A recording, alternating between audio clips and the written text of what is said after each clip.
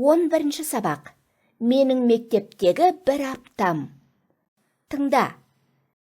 7 күн апта. Дүйсенбіден алғаш күні аптаның сейсенбіге дейін тақпақ жаттадым. Сәрсенбіде сурет салдым, боядым. Бейсенбіде 2 бестік бағалдым. Жұма күні жаңа кітап оқыдым. Сенбі күні талдан себет оқыдым. Жексенбіде біраз ойнап дем алдым. Ермек Өтетілеуұлы.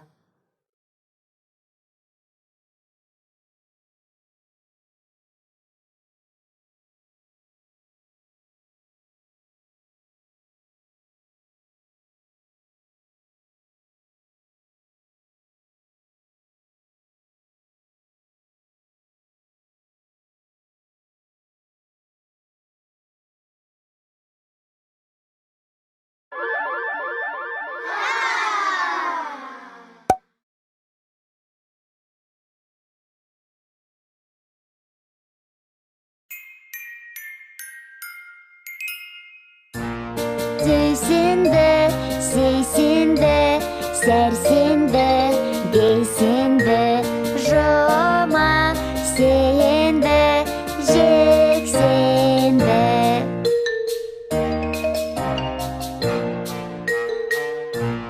Дүйсенбі, сейсенбі, сәрсенбі,